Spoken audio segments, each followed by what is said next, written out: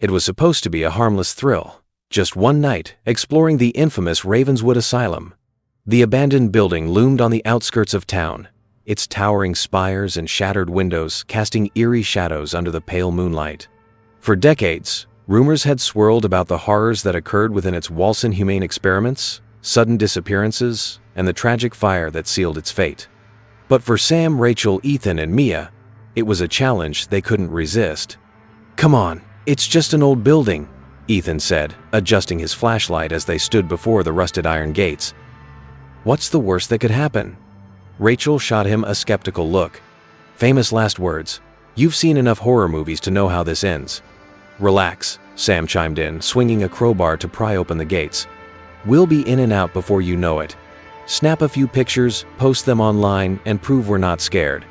Mia hesitated, glancing at the asylum's dark silhouette. "I don't know, guys.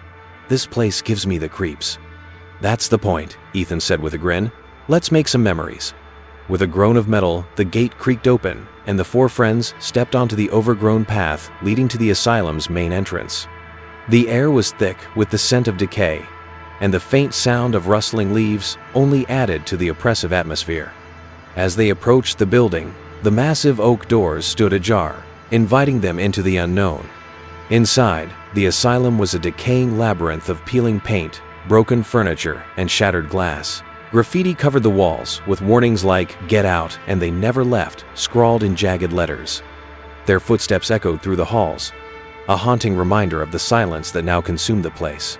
"This is where they kept the patients," Rachel said, reading a faded sign that pointed to the wards. "Do you think any of them you know never left?" Ethan laughed nervously. "What, like ghosts? Don't tell me you believe in that stuff." "I don't know," Mia muttered. "Places like this hold energy, don't they? People say if something terrible happens, it leaves a mark." "Well, let's hope we're not the ones adding to that energy," Sam said, leading them deeper into the building. The group explored room after room, their flashlights slicing through the darkness. Rusted bed frames, overturned wheelchairs, and dusty medical equipment painted a grim picture of the asylum's past. Then, they found the first sign that they might not be alone: fresh footprints in the dust. "Are we sure we're the only ones here?" Rachel whispered, her voice trembling. "Maybe some other thrill-seekers beat us to it," Ethan suggested, though his tone lacked confidence. "Or maybe," Mia began, but she didn't finish. A distant sound cut through the silence, the faint creak of a door opening. "What was that?" Sam asked, spinning around. His flashlight beam darted across the hallway, but there was nothing there. "It's probably just the wind," Ethan said, though he clutched his flashlight a little tighter. "I hear is no wind in here," Rachel pointed out. Despite their growing unease, they pressed on, finding themselves in what appeared to be the operating theater. The room was circular, with rows of rusting seats rising around a central operating table. A massive skylight overhead let in a sliver of moonlight, illuminating the grotesque stains that marred the floor. "This is where they did the experiments," Rachel said softly, her voice barely above a whisper. "The ones people said were inhumane." Mia shivered. "Can we go now? We've seen enough." "Not yet," Sam said, his curiosity getting the better of him. He approached the operating table, running his fingers over the cold, rusted surface. "This is history." "It's creepy," Mia countered. "Let's just—" Before she could finish, the skylight shattered, sending shards of glass raining down. The group screamed, ducking for cover as the sound echoed through the building. When the chaos subsided, they looked up to see the source of the disturbance: a figure standing in the rafters, shrouded in shadow. "Who's there?" Ethan shouted, his voice cracking. The figure didn't answer. Instead, it stepped forward, revealing hollow eyes and a face contorted in anguish. Then, as quickly as it had appeared, it vanished into the darkness. "That's it, we're leaving," Rachel said, grabbing Mia's arm. "Agreed," Sam said, though he couldn't hide the tremor in his voice.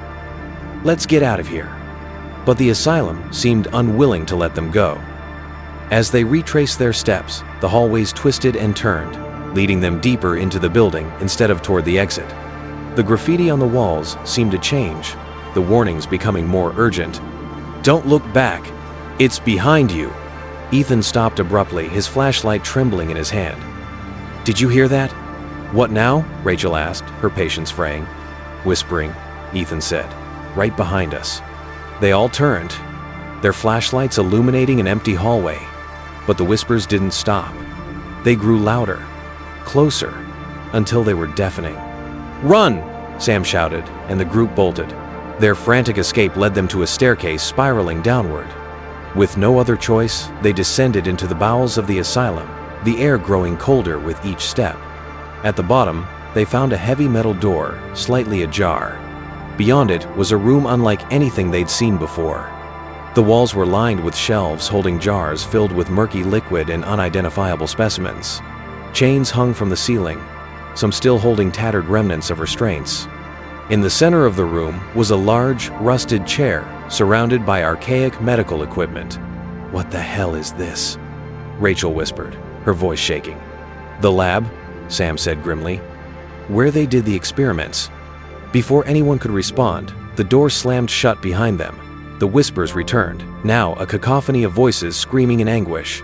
The lights flickered, plunging the room into darkness. "Stay together," Mia shouted, reaching for the others. But when the lights came back on, Ethan was gone. "Ethan?" Rachel called, panic rising in her voice. "Ethan, where are you?" A low, guttural laugh echoed through the room. The remaining three huddled together, their fear palpable. "We have to find him," Sam said, though his legs felt like jelly. As they moved deeper into the asylum, the building seemed to come alive. Doors slammed, walls groaned, and the air itself seemed to pulse with malevolence. They found Ethan in a padded cell, his flashlight flickering weakly in his hand. "Ethan!" Rachel cried, rushing to him. He looked up, his eyes wide with terror. "It won't let us leave," he whispered. "It's not